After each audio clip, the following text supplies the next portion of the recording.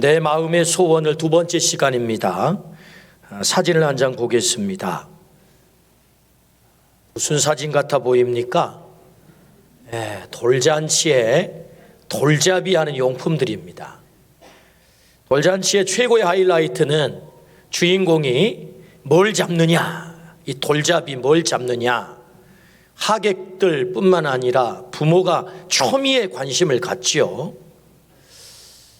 시인 박노해님께서 이런 시를, 돌잔치라는 시를 적은 한 대목인데요. 돌잔치 한 대목을 소개하자면, 시끌벅적하던 잔치판이 조용해진다. 비단과 연필과 주판과 실을 놓아두고 주인공이 무엇을 골라들까 기다리는 순간, 무영이는 색색의 실타리를 골라든다. 짧은 탄식, 긴 덕담, 다들 부귀영화의 징포인 비단이나 돈 잘 버는 주판을 뽑아 들기를 기원했건만, 무영이는 태평스레 실타리를 흔들며 웃는다. 아마 이 부모님이 기대했던가 봅니다.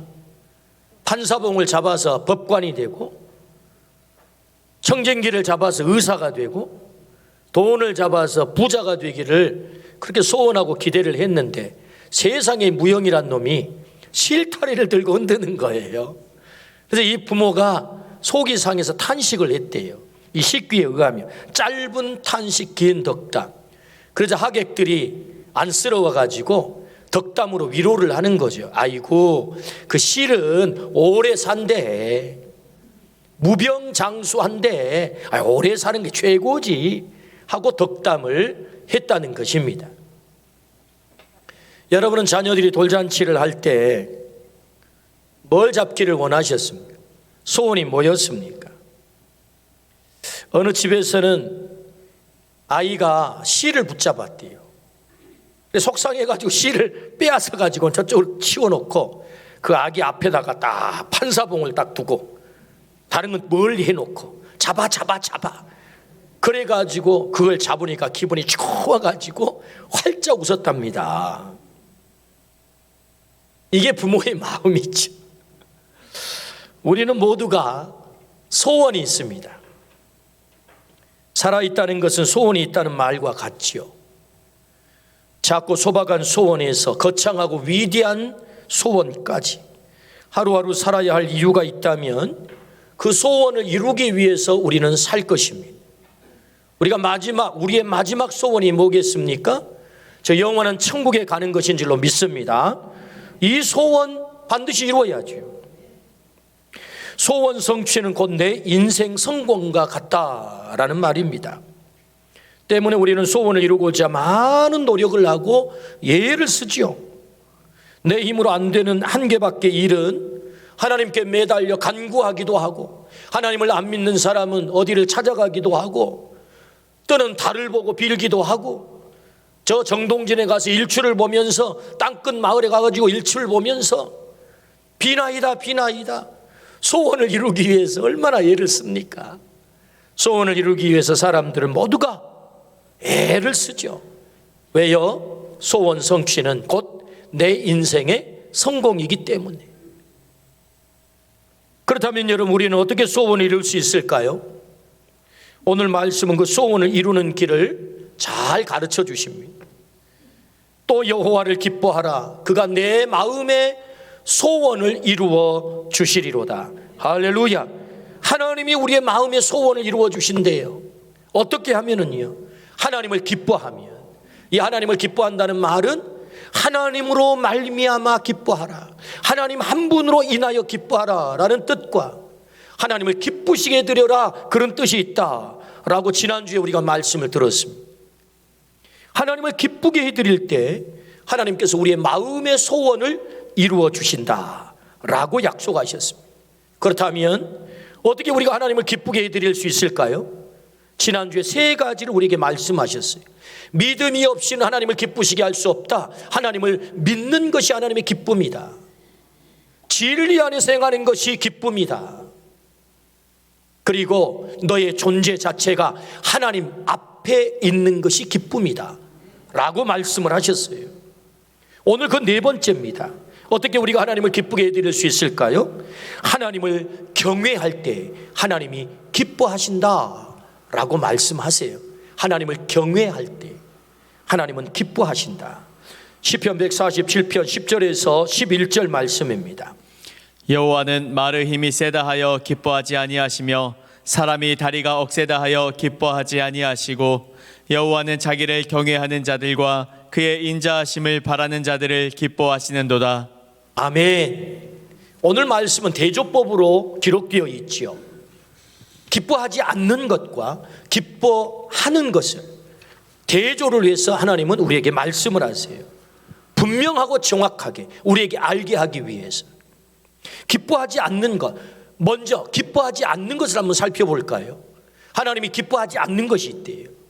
이건 피해야 되지 않겠습니까? 이 함정에 빠져서는 안 되지 않겠습니까? 기뻐하지 않는 게 뭐냐? 첫 번째, 말의 힘이 세다고 하는 것을 기뻐하지 않는데요. 다리가 억세다고 하는 것을 기뻐하지 않는데요. 말의 힘이 세다는 뜻이 뭘까요? 군사력이 우리는 강해요. 우리 경제력이 강해요. 우리 얼마든지 우리 힘으로 잘 살 수 있어요. 이게 말의 힘이 세다 그런 뜻이고요. 다리가 억세다 그 말은 나 실력 충분해요. 내 인생 내가 책임질 수 있어요. 내 다리 튼튼하거든요.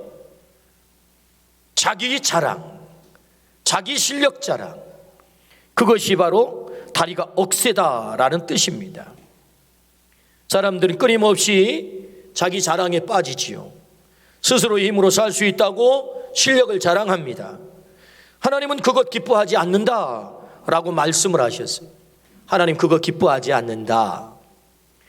11월 19일자 국민일보 미션 라이프난에 전면에 기사가 하나 실렸는데, 지금 세상에서 가장 빨리 퍼지는 종교는 자기 숭배 종교다라는 글이 실렸어요. 테디어스 윌리엄스라는 미국의 바이올라 대학의 조직신학 교수님께서 쓰신 글을 이 기자가 정리를 한 내용인데요. 자기 숭배란 스스로를 우상화하는 행동을 말한다. 지금 이 시대에, 이 현대 21세기에 가장 빨리 퍼진 종교가 뭐라고요? 자기 숭배라는 것입니다. 자기가 우상이 되는 거예요. 자기가 우상. SNS를 통해서 자신을 과시하는 셀피즘, 자신에게 애착하는 나르시즘, 혹은 자기 소견에 옳은 대로 살아가는 시대의 흐름과 관련이 깊다라고 말을 했습니다. 그는 그 근거로 통계를 인용을 하는데, 한 책에 있는 통계를 인용을 했어요. 바로 이 사진에 나타나는 통계입니다. 미국인 84%가 자신을 즐기는 게 인생의 가장 큰 목표, 내 인생을 즐기는 것이 내 인생의 가장 큰 목표라는 것이고, 그 즐기기 위해서 86%는 자신을 즐기기 위해 가장 원하는 것 뭐든 추구한다는 것이고, 91%의 응답자는 자신을 찾기 위해 자신을 성찰하라는데 공감대를 형성하고 있대요. 이걸 정리해보면 뭐예요? 자기 즐기기 위해서, 자기를 즐기기 위해서 이 현대인들은 모두가 혈안이 되어 있고, 즐기는 일이라면 다 할 수 있다는 거예요. 다 할 수 있다. 그것이 바로 이 시대에 자기 숭배에 빠진 인간들의 특징이다라고 이 통계 자료를 근거로 사용을 합니다. 그러면서 윌리엄스 교수님은 장로교의 표준 신앙 고백인 웨스트민스터 교리 문답 제1문답 내용이 뭐지요? 사람의 제일 되는 목적이 무엇이뇨? 사람의 제일 되는 목적은 하나님을 영화롭게 하는 것과 영원토록 그를 즐거워하는 것이다. 아멘. 이게 요리문답 제1문답. 우리의 목적이 뭐라고요? 하나님을 영화롭게 하는 것이고 영원토록 그를 즐거워하는 것이 우리 인생, 사람의 목적이라. 그것이 우리의 신앙 고백 제1문이란 말이죠. 그런데 이 1문도 이제는 고쳐야 될 때가 왔다. 그 고쳐야 될 그 요리문답 1문은 이렇다. 사람의 제1 되는 목적은 자신을 영화롭게 하고 자신을 영원토록 즐거워하는 것이다. 이렇게 바꿔 써야 될 것 같다라고 비꼬아서 지적을 하고 있어요. 자신을 영화롭게, 자신을 영원토록 즐거워하는 이 땅의 자기 숭배 종교. 그래서 윌리엄스 교수님은 10계명을 대체할 자기 숭배 종교의 6계명이 있다. 자기 숭배 종교의 6계명이 있다. 그 6계명이 뭐냐? 첫 번째 계명, 당신의 마음은 진리의 근원이자 기준이다. 당신이 기준이다. 두 번째, 당신의 감정은 권위가 있다. 당신 감정이 원하는 대로 하라. 세 번째, 당신은 주권자다. 네 번째, 당신은 위대하다. 다섯 번째, 당신은 최고의 선이다. 여섯 번째, 당신은 창조주다.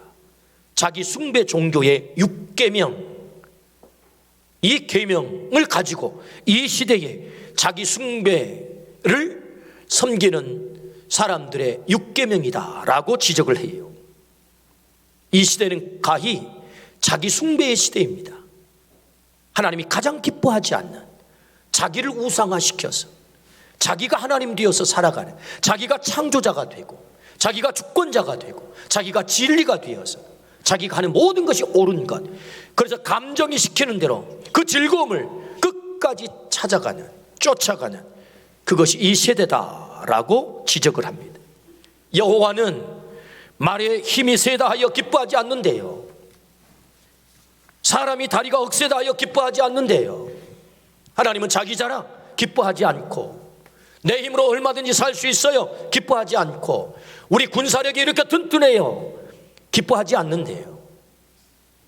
하나님은 어느 시대에나 말의 힘을 자랑하고 자신의 실력을 자랑하며 자기 숭배에 빠지는 것을 기뻐하지 않는 분이세요. 오늘 우리 모두가 하나님 기뻐하지 않는 이 함정에 빠지지 않기를 주의 이름으로 축원합니다. 이 시대의 가장 큰 특징이 뭡니까? 사사기서 21장 25절의 말씀처럼 자기 소견에 옳은 대로 행하는 이 시대. 주일 밤이 되면 수년 전부터 저는 제 아내에게 리모컨을 언제나 헌납을 해드렸습니다. 여기 있사옵나이다, 당신 뜻대로 하소서 하고 리모컨을, 여러분 리모컨을 지배하는 자가 가정을 지배하는 자입니다. 그래서 언제나 주일 밤이 되면 저에게도 제일 릴렉스한 시간이기 때문에 내가 원하는 것 좀 보고 싶은데 언제나 제 만화님께서 리모컨을 회수를 명하시니 여기 있사옵나이다 하고 드립니다. 그러면 언제나 보는 프로그램이 슈돌이라는 프로그램, 슈돌, 슈퍼맨이 돌아왔다, 애기들 나오는 프로그램이 있잖아요. 그 애기들 나와서 막 왔다 갔다 하면 얼마나 이쁩니까 여러분. 거의 1시간 동안 하는 것을 그냥 넉넉히 지켜보고 있습니다.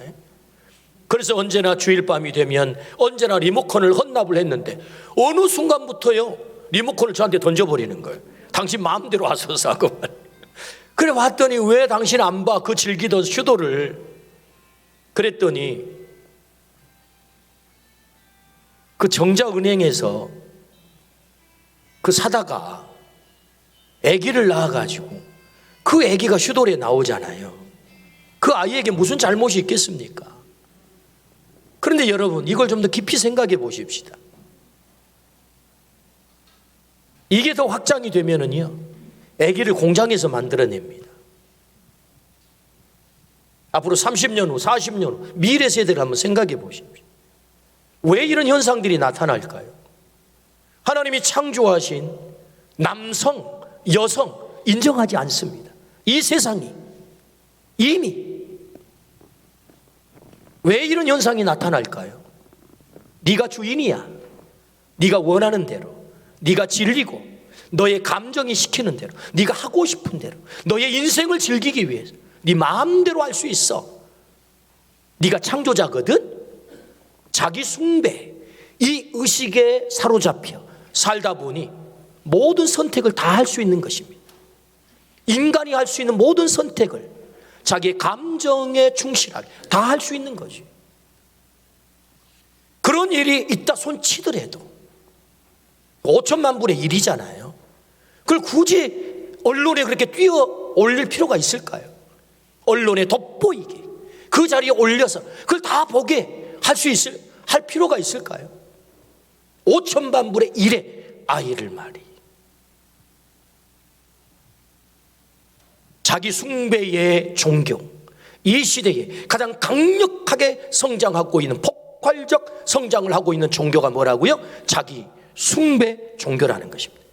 하나님 기뻐하지 않는데, 하나님이 기준이 되지 않고, 하나님의 진리의 말씀이 기준이 되지 않는다면 여러분, 이 세상은 어떻게 될까요? 자기의 소견에 옳은 대로 행하게 되면 이 세상은 어떻게 될까요? 그러므로 여러분, 하나님이 기뻐하지 않는 이 방향으로 이 시대의 모든 사람이 걸어가는 이때 우리는 나이 아니라고 말해야 될 줄로 믿습니다. 노라고 해야 돼요. 노. 이 길이 아닙니다. 하나님 기뻐하지 않습니다. 하나님을 숭배하는 이 시대의 이 종교, 하나님이 기뻐하지 않아요. 노라고 우리는 말해야 된다. 여러분, 이 함정에서 벗어나기를 주의 이름으로 축원합니다. 이 방향에서 돌아서기를 주의 이름으로 축원합니다. 하나님이 기뻐하지 않는 거, 말의 힘이 세다, 다리가 억세다, 이거 기뻐하지 않는데요. 자기 자랑, 자기가 주인이 되어, 자기가 하나님이 되어 살아가는 이거 하나님 기뻐하지 않는다. 그렇다면 하나님이 뭘 기뻐하실까요? 오늘 말씀에 이렇게 말씀하시지요. 여호와는 자기를 경외하는 자들과 그의 인자하심을 바라는 자들을 기뻐하시는도다. 할렐루야. 하나님을 경외하는 자, 하나님의 인자는 헤세드, 사랑을 말하죠. 하나님의 사랑을 바라는 자들, 하나님 그들을 기뻐하신대요. 다시 말하면 경외하는 자들을 기뻐하신다. 이 경외라는 단어는 성경에 171번 나타납니다. 야레, 히브리어는 야레, 그 뜻은 두려워하다, 공경하다, 경배하다, 그런 뜻을 갖고 있습니다. 하나님은 두려움으로 경배하는 그것을 기뻐하신다라는 말씀이죠.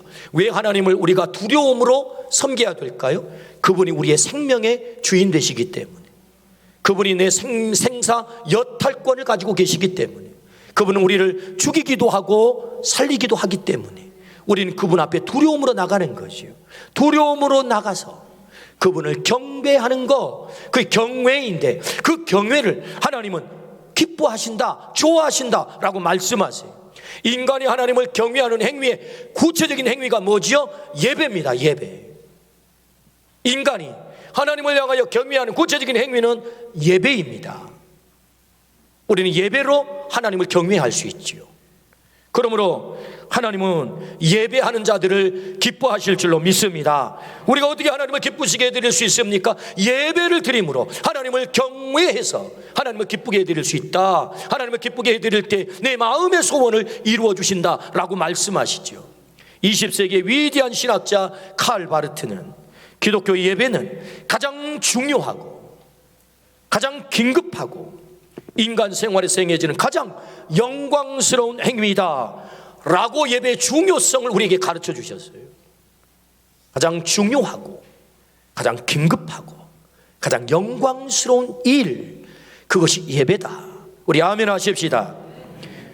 하나님이 이 예배를 기뻐하시는 것을 이미 믿음의 조상 아브라함은 너무너무 잘 알았어요. 하나님은 예배를 기뻐하시오, 하나님을 경외하는 것을 기뻐하시오. 그래서 그는 어떻게 합니까? 하나님 앞에 가는 곳마다 제단을 쌓았다. 여러분, 창세기 12장에 아브라함이 나오잖아요. 아브라함이 가는 곳마다 그 말씀의 결론이 뭐예요? 마지막 결론은 제단을 쌓았다, 제단을 쌓았다, 제단을 쌓았다. 하나님이 언제 아브라함에게 나타나십니까? 모리아 산상에서 제단을 쌓고 그의 아들 이삭을 하나님 앞에 예배 드릴 때 하나님이 그에게 나타나시잖아요. 어디에서 나타나십니까? 예배의 현장에서 나타나십니다. 그리고 그에게 약속하잖아요. 창세기 22장 17절에서 18절. 내가 내게 큰 복을 주고 내 씨가 크게 번성하여 하늘의 별과 같고 바닷가의 모래와 같게 하리니 내 씨가 그 대적의 성문을 차지하리라.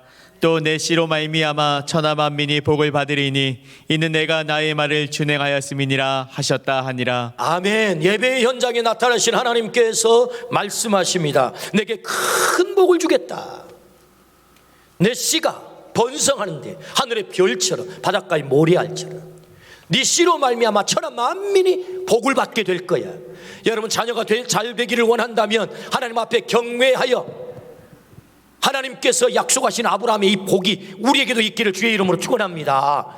우리의 자녀들이 어떻게 잘 되게 되는 것입니까? 아브라함이 하나님을 예배할 때 하나님이 감동하신 거예요. 하나님이 기뻐하신 것입니다. 내가 너에게 큰 복을 주겠다. 대적의 성문을 얻게 하겠다. 내 씨가 하늘의 별처럼 바닷가의 모래알처럼, 그리고 너의 씨를 통해서 천하 만민이 복을 받게 될 거야. 할렐루야. 이 소원, 이 비전이 아브라함에게 그대로 다 이루어진 줄로 믿습니다. 하나님께서 이 비전과 소원을 그 가슴속에 심어주시고 하나님이 이루셨단 말이죠. 오늘 그래서 그 아브라함의 후예로 온 예수 그리스도를 통해서 우리가 복받고 있는 것 아닙니까? 예수 그리스도의 후손, 예수 그리스도의 아브라함의 후손 예수 그리스도를 통해서 우리가 복받고 있다 그 말이지. 약속이 성취됐다 그 말입니다. 하나님이 언제 솔로몬에게 나타나십니까? 기브온 산당에서 1000번째 정성을 다한 이 예배 현장에 하나님이 나타나시지요. 열왕기상 3장 5절에 하나님이 이르시되 내가 내게 무엇을 줄고 구하라. 네 소원이 뭐냐? 내가 그걸 줄게. 구하라. 언제요? 기브온 산당에서 1000번째 예배를 드린 후 하나님이 그에게 나타나십니다. 그래서 솔로몬은 구하지요. 제게 지혜를 주십시오. 제가 아직 아이와 같아 제가 출입을 잘 못합니다. 이 큰 백성을 다스리는데 지혜가 필요합니다.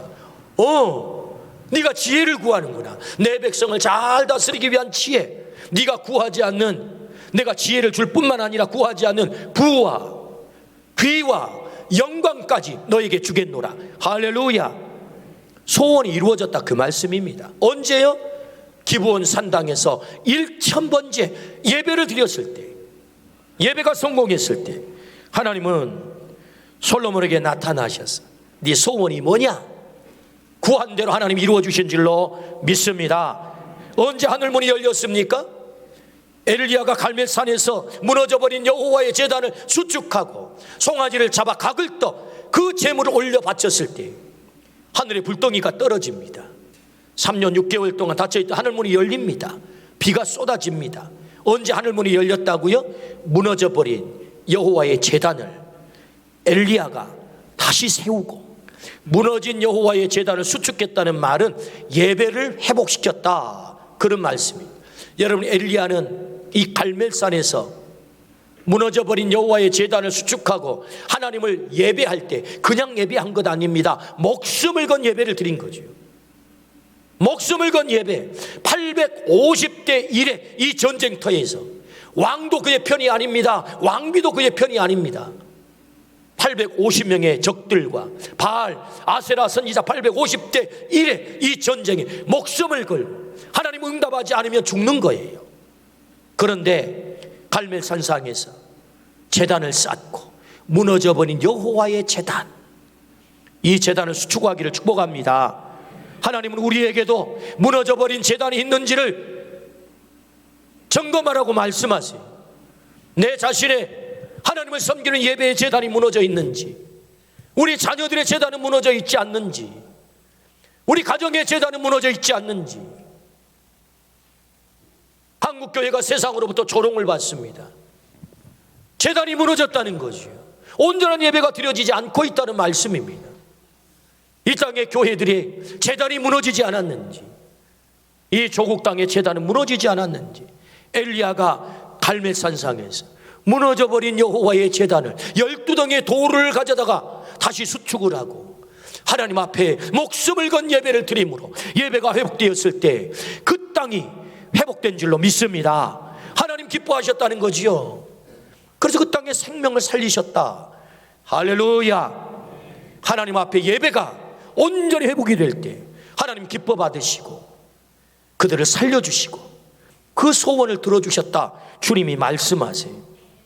그러므로 오늘 우리의 삶 가운데 무너져버린 여호와의 제단이 있다면 다시 수축해야 될 줄로 믿습니다. 아멘. 새벽 예배를 하고 돌아가는 길에 한 권사님께서 제게 말씀하셨어요. 목사님, 어디서나 예배할 수 있지만 어디서나 예배를 성공하기가 쉽지 않다는 것을 깨달았습니다. 어디에서나 예배할 수 있지만 어디에서나 예배를 성공하기가 쉽지 않다는 것을 깨달았습니다. 무슨 말씀이세요, 권사님? 예, 목사님. 코로나 상황에 직장에서는 교회 가지 말라고 하고, 그래서 할 수 없이 가정에서 온라인 예배를 드려보려고 하는데 예배가 잘 안 드려져서 내가 덜 성숙해서 그런가, 나만 문제인가 하는 생각이 들었습니다. 그래서 깨달은 건데, 어디서나 예배할 수 있지만 어디서나 예배를 성공하기가 쉽지 않다는 것을 깨달았습니다. 그렇습니다. 우리는 한계를 가진 존재들입니다. 이 시간에도 피치 못할 사정으로 가정에서 온라인 예배를 드리고 계신 분들이 계세요. 너무나도 귀하십니다. 그러나 이 예배에 성공하기 위해, 더 잘 드리기 위해서 예배당에 나와 예배 드리는 것보다 더 2배, 3배의 정성을 드리고 자세를 갖추고 마음을 다하지 않으면 예배가 성공하기 쉽지 않다는 거죠. 왜요? 우리는 공간의 지배를 받고 시간의 지배를 받는 한계적 존재이기 때문에 그렇습니다. 하나님은 우리 인간의 이 특징을 너무너무 잘 아시고 시간을 구별하셨죠. 제7일에 그날을 복되게 하셔서 안식일을 정하셨어요. 공간을 구별하셨습니다. 성막을 만들어라, 성전을 세워라. 왜 그렇게 하십니까? 공간을 구분하셨다는 거죠. 인간은 바로 그 공간에 제약을 받는 한계적 존재이기 때문에. 그래서 하나님은 어디나 계시는 무소부재하신 하나님이시면서 내가 그 성막에 임할 거야, 그 성전에 임할 거야. 법궤 뚜껑 위 125cm 75cm 높이 75cm 그 작은 궤자 뚜껑을 시은좌라고 이름을 붙이고 내가 거기 임할 거야. 왜 그렇게 하시는 거예요? 왜 스스로 자기를 그 좁은 공간 속에 하나님은 자기를 가두시는 것입니까? 내가 이 백성을 예배 가운데 만나기 위해서 시간을 구별하시고 장소를 구별하셔서 내가 거기에 가서 너희를 만날 거야. 하나님이 그렇게 하신 거죠. 여러분, 신약시대에는 어떻게 하시는 것입니까? 교회를 세워라. 교회. 여러분, 그래서 초대교회 성도들은 어디에 모입니까? 마가의 다락방에 모입니다. 마가의 다락방이 아니면 하나님 만날 수 없습니까? 예배할 수 없습니까? 예배할 수 있을 것입니다. 그럼에도 불구하고 하나님은 마가의 다락방에 그들을 모이게 해서 교회를 이루시고 그 교회를 통해서 2-3 합심하여 너희가 나를 부르짖으면 내가 그 기도를 들을 거야. 교회를 통하여서 하나님은 예배하게 하시고 우리의 예배를 받으신다는 거예요. 그러므로 여러분, 지금이 어려운 때입니다. 정말로 어려운 때입니다. 그러므로 더 성전을 주목해야 될 줄로 믿습니다. 성전에서 더 예배를 집중할 때인 줄로 믿습니다. 무너진 제단을 수축해야 될 줄로 믿습니다. 온전한 예배를 드릴 때다. 온전한 예배, 하나님 앞에 더 온전한 예배. 그렇다면 여러분, 어떤 예배가 온전한 예배, 하나님이 기뻐하시는 예배일까요? 형식을 갖추고 우리의 몸이 여기에 앉아 있으면 우리의 예배가 다 성공적인 하나님이 기뻐 받으시는 예배가 될까요? 시편 151편 17절에서 19절, 하나님이 기뻐하시는 예배는 어떤 예배인가? 하나님께서 구하는 제사는 상한 심령이라 하나님이 상하고 통회하는 마음을 주께서 멸시하지 아니하시리이다. 주의 은택으로 시온의 선을 행하시고 예루살렘 성을 쌓으소서. 그때 주께서 의로운 제사와 번제와 온전한 번제를 기뻐하시리니 그때 그들이 수소를 주의 제단에 드리리이다. 하나님께서 구하는 제사가 있대요. 그 제사는 상한 심령, 하나님이 상하고 통회하는 마음을 주께서 멸시하지 아니하시리이다. 그 예배를 하나님은 온전한 번제를 기뻐하시리니 라고 말씀하세요. 그 예배야말로 내가 기뻐하는 온전한 번제야, 온전한 예배야. 온전한 그 예배가 뭐라고? 상한 심령으로 나오라는 것입니다. 통회하는 마음으로 하나님 앞에 나오래요. 자복하는 마음으로 하나님 앞에 나오래요. 와서 가슴을 찢고 하나님 앞에 회개하고 통회하고 자복할 때 하나님은 그 예배를 받으신다. 할렐루야. 그 예배야말로 기뻐 받으시는 예배가 된다라고 말씀하시죠. 여러분, 우리의 형식을 갖추어서 예배한다고 하나님은 우리의 예배를 다 기뻐하지 않는다는 것입니다. 우리의 속 깊이, 속 사람이 하나님 앞에 나아가 통회하라, 자복하라, 회개하라. 오늘 이 시대의 예배는 회개가 상실됐다라고 많은 사람들이 얘기합니다. 오늘 우리가 예배할 때마다 우리 안에 이 상한 마음으로 주님 앞에 가서 간구하기를 축복합니다. 통회하는 마음으로 하나님 앞에 간구하기를 축복합니다. 회개하는 마음으로 하나님 앞에 나아가 예배하기를 축복합니다. 그때 그 예배를 하나님 기뻐하신다. 여러분, 회개가 뭡니까? 돌이키는 것입니다. 돌이키는 것. 회개란 돌이키는 것, 유턴하는 것입니다. 지난날에 죄를 향하여 걷던 발걸음, 그것을 끊어버리고 그 죄를 미워하고 다시는 죄를 짓지 않겠다고 결단하고 이제는 하나님이 기뻐하시는 그 일을 하겠습니다라고 하나님을 향하여 방향을 유턴하는 게 뭡니까? 회개입니다. 그 통회와 자복이 있을 때 하나님은 그 예배를 기뻐 받으신다. 할렐루야. 이 통회의 예배가 되기를 주의 이름으로 축원합니다. 로마서 12장 1절 말씀입니다. 그러므로 형제들아, 내가 하나님의 모든 자비하심으로 너희를 권하노니 너희 몸을 하나님이 기뻐하시는 거룩한 산 제물로 드리라. 이는 너희가 드릴 영적 예배니라. 하나님이 기뻐하시는 거룩한 산 제물, 이 예배야말로 영적 예배, 우리가 드릴 영적 예배, 하나님이 기뻐 받으시는 예배다라고 말씀을 하시지요. 거룩한 산 제물이란 삶으로 드리는 예배를 말합니다. 삶이 예배, 예배가 삶. 한국교회가 왜 조롱받습니까? 예배당에서는 거룩하게 예배를 드리는데 6일 동안 세상의 삶은 예배와 아무 관계없는, 하나님의 말씀과 아무 관계없는, 진리 안에서 행하지 않는 세상 사람들과 더 똑같이. 그래서 세상의 사람들은 위선자, 외식자, 그래서 염증이 난다라고 말합니다. 거룩한 산 제물, 삶이 예배, 예배가 삶. 우리의 6일 동안의 삶의 현장이 예배의 현장이 되는 예배. 오늘 우리 모두가 그런 예배자가 되기를 주의 이름으로 축원합니다. 하나님 그 예배를 기뻐 받으신대요. 삶이 예배요, 예배가 삶인 예배자, 그 예배를 하나님이 기뻐 받으신다. 우리가 어떻게 한 번에 다 그렇게 완벽하게 행할 수 있겠습니까? 어제까지 10번의 거짓말을 했다면 이제는 9번 하고 한 번은 안 하는 것. 어제까지 10번 화를 냈다면 9번 화를 내고 한 번은 참는 것. 어제까지 진실하지 않았다면 오늘부터 1mm씩 한 걸음씩 더 진실해지는 것. 여러분, 그렇게 되기를 주의 이름으로 축원합니다.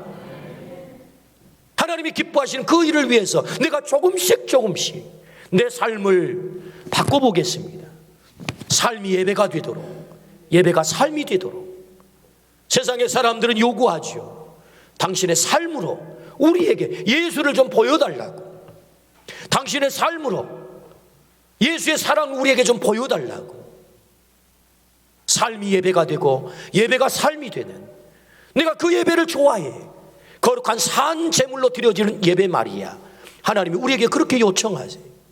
오늘 우리의 예배가 그렇게 하나님을 기쁘시게 해드리는 예배가 되어서 하늘 문이 열리는 복을 누리기를 주의 이름으로 축원합니다. 이렇게 예배하는, 하나님을 경외하는 자들에게 하나님이 어떻게 약속하십니까? 시편 34편 9절에 너희 성도들아, 여호와를 경외하라. 그를 경외하는 자에게는 부족함이 없대요. 너를 만족시키겠다. 네가 나를 경외하면 내가 너를 만족시킬 거야. 만족시킨다는 말 다른 말로 바꾸면 내가 너를 행복하게 할 거야. 할렐루야. 우리의 진정한 행복과 만족은 하나님을 경외하는 데 있는 줄로 믿습니다. 시편 112편 1절에서 3절입니다. 할렐루야. 여호와를 경외하며 그의 계명을 크게 즐거워하는 자는 복이 있도다.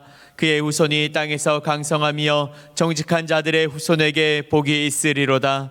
부와 재물이 그의 집에 있으며 그의 공의가 영구히 서 있으리로다. 아멘. 할렐루야. 여호와를 경외하는 자, 하나님은 그에게 복을 주신다 약속을 하세요. 그 복이 어떤 복입니까? 그 후손이 땅에서 잘 된다는 것입니다. 부와 재물이 있겠다라고 약속하세요. 그리고 하나님이 너는 오라, 공의, 하나님의 공의 인정하신다는 것입니다.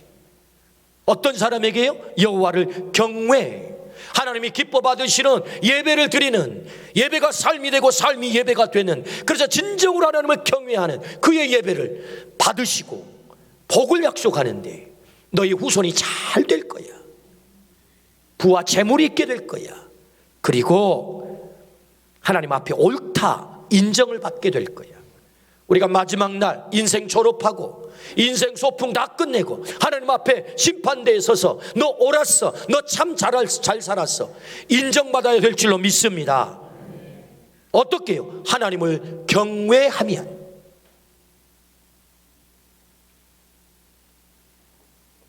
우리는 모두가 소원이 있습니다. 소원을 이루는 길은 하나님을 기쁘게 해드리는 것입니다. 무엇 때문에 하나님이 기뻐하십니까? 하나님을 경외할 때 기뻐하신다. 하나님을 경외하는 구체적인 행위는 예배다라고 말씀하셨어요. 하나님은 우리가 온전한 예배를 드려 하나님을 기쁘시게 하기를 원하세요. 예배가 삶이고 삶이 예배가 되는 너의 삶을 내가 좋아해. 그 예배자가 되어서 하나님을 기쁘시게 해드리기를 주의 이름으로 축원합니다.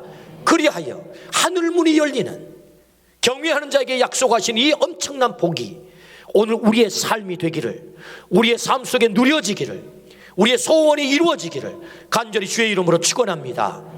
우리가 이 예배자가 되기를 위해서 찬양을 하겠습니다. 예배자. 아무도 예배하지 않는 그곳에서 주를 예배하리라. 아무도 찬양하지 않는 그곳에서 나 주를 찬양하리라. 이 찬양 하나님 앞에 간절한 마음으로 예배자가 되기를 위해서 같이 찬양하겠습니다.